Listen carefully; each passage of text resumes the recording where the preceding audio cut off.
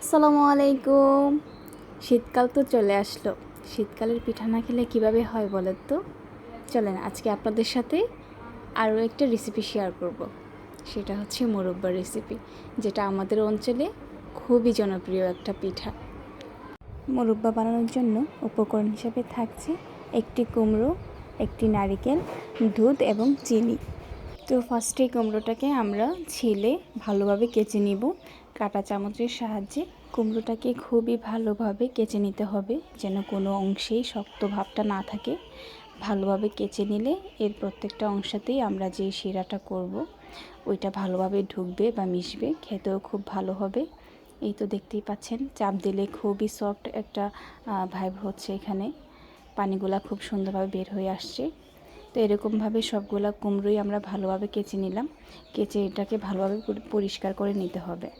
তো এই তো হচ্ছে যে নারিকেলটা, এই পুরোটা নারিকেলে দেওয়া হবে। আজকে নারিকেলটা কুড়িয়ে নেওয়া হলো। এখন চলে যাব কুমড়োটা ভাপানোর জন্য।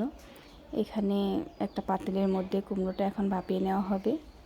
এই তো ভাপানো হয়ে গেছে। এখন এটাকে এখন একটা সুতি কাপড়ের মাধ্যমে কাপড়ে নিয়ে একটু উঁচু স্থানে রেখে দিতে হবে, যেন এর থেকে সবগুলা পানি বের হয়ে আসে। পানি থাকলে কিন্তু কুমড়োর যে একটা স্মেল ওইটা থেকে যাবে। সেজন্য এটাকে ভালোভাবে ভাপিয়ে একটা কাপড়ের সাহায্যে সারা রাত্র রেখে দিলে পানিটা খুবই সুন্দরভাবে বের হয়ে আসবে এবং পরবর্তীতে রান্না করার পরে কুমড়োটা খেতেও দারুণ মজা লাগবে।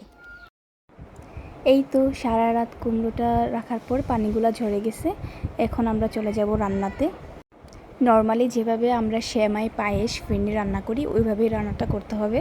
কিছু তেজপাতা, এলাচ এবং দারচিনি দিয়ে দিলাম। তারপর ভাপিয়ে রাখা কুমড়ো এবং নারিকেল দিয়ে দিলাম। এখন কিছুক্ষণ রান্না করে নিলেই হয়ে যাবে আমাদের আজকের স্পেশাল মোরব্বা রেসিপি। আমরা তো সবসময় শীতকালে এই পিঠাটা খেয়ে থাকি। আমাদের অঞ্চলেও এটা খুব বিখ্যাত একটা পিঠা। আপনারা কে কে এই পিঠাটা খেয়েছেন অবশ্যই কিন্তু কমেন্টে জানিয়ে যাবেন।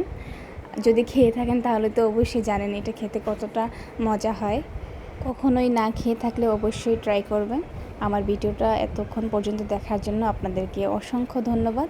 আসসালামু আলাইকুম।